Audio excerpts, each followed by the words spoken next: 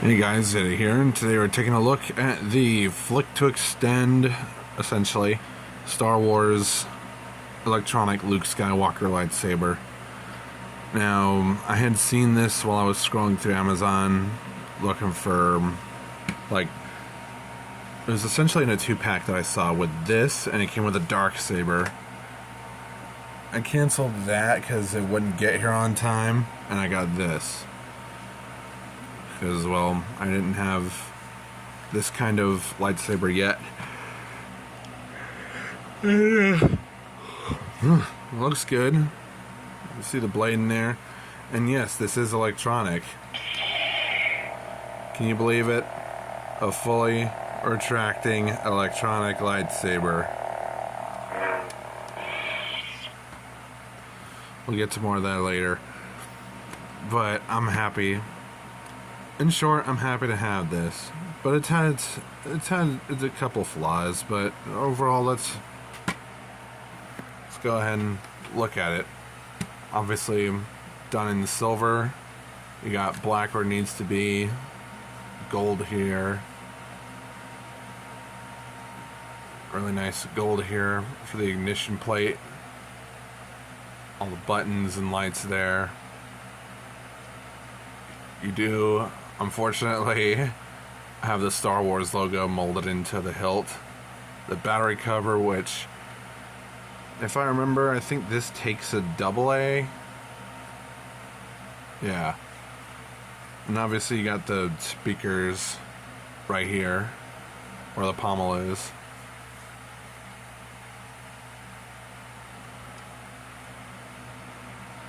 And it's obvious, and it's clearly a 4-segment blade. Looks really good. I can imagine them just taking this hilt, repainting it a bit, and adding a blue blade, and selling it as Obi-Wan's lightsaber. But so far, there's only Luke and Vader's.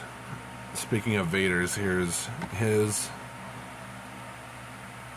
And here's the Disney Parks training lightsaber. You can see how those scale. And I do like that this is fully retracting, because most electronic lightsabers, let's see, they'll usually have this much of the blade sticking out of it.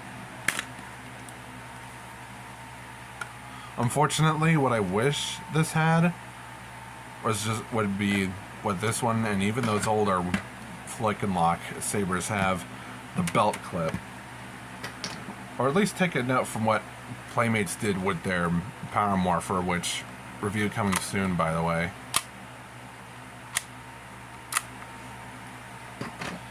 I mean, you had to have had Hasbro make this, unless Disney outsourced for this. And they didn't have Hasbro work on it. But this Hasbro definitely did work on. And oh, made in China. Probably because they don't want to make them in Vietnam anymore.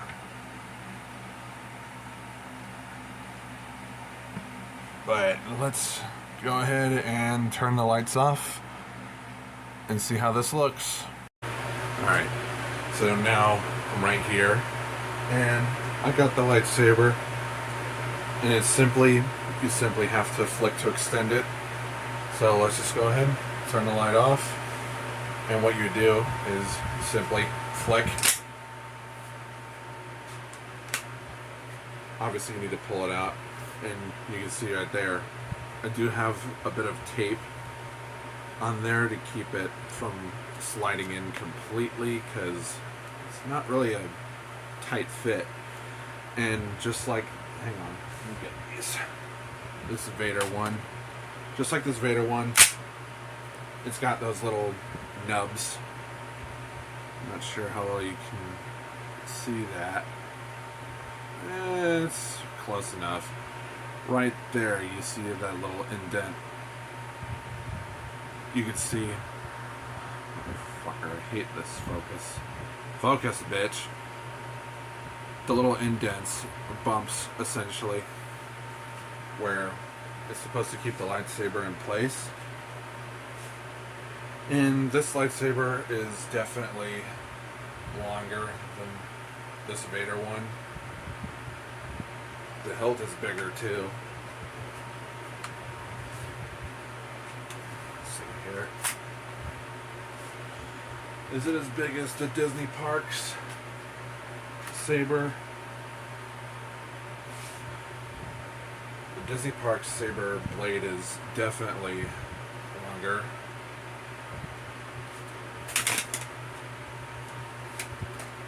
See if I can get this tote open.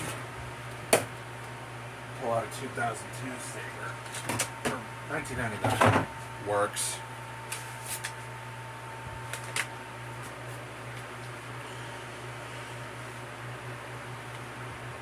It's just about as big as the 2002 sabers, especially, but there's a definite emitter, pommel to emitter ratio. They're still about the same lengthwise overall. And obviously clear blade.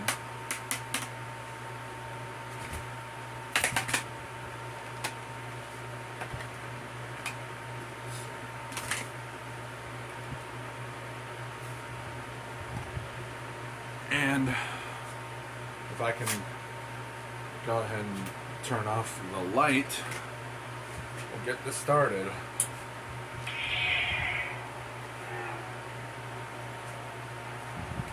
Just press the button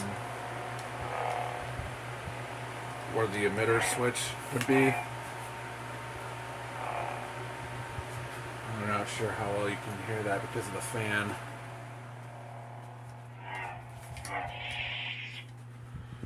But yeah, where the block where the emitter switch, the ignition switch would be, that's what you press. Fades in nicely too.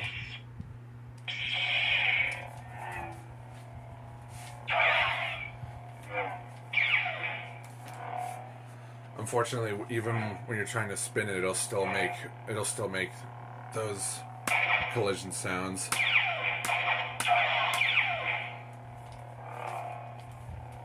Probably has to do with the rattling of the battery compartment.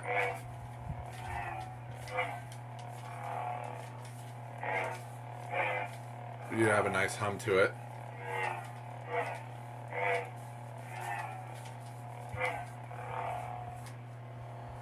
And again, nice collision.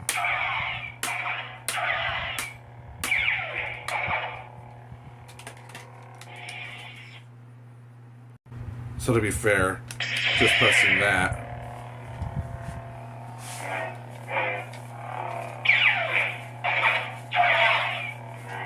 See what I mean?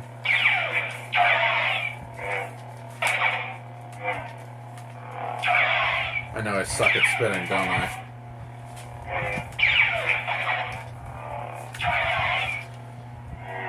But yeah, like I mentioned before, it even got those little bumps that help the blade stay in place, but they don't really help it that well. They should have put some at the bottom, at least the base of the blade. Oh, apparently it'll turn off by itself after a little while. Or maybe it just actually happened to turn it off by accident. I don't know. But if there was those little bumps here at the base of the blade, then it wouldn't fall in so much. And yeah, it does turn off by itself. That's something I didn't even notice before. So, yeah. I guess it lasts about a minute. It's just something I never noticed. But if you do want to turn it off, just press the button and just collapse the blade. And it's really nice. Holds in there well, unless you shake it. But yeah, very nice.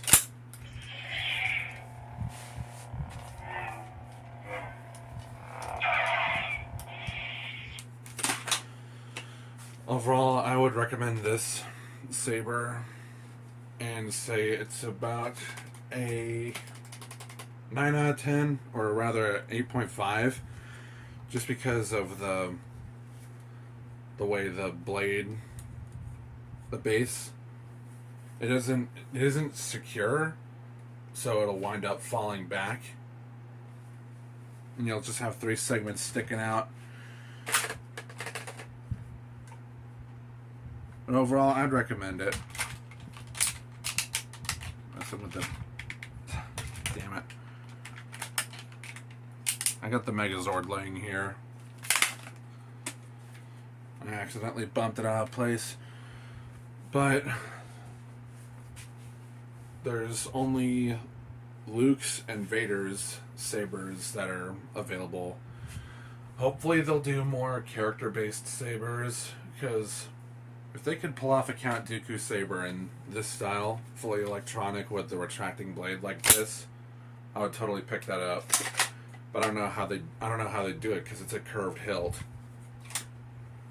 And that fell out again. Damn it. But yeah.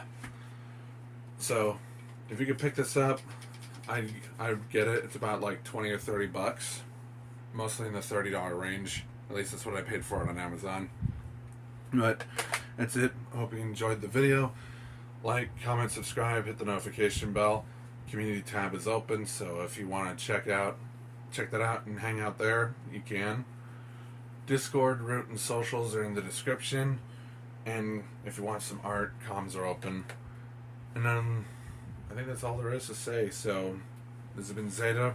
Have a good rest of the day, and say no to digital ID.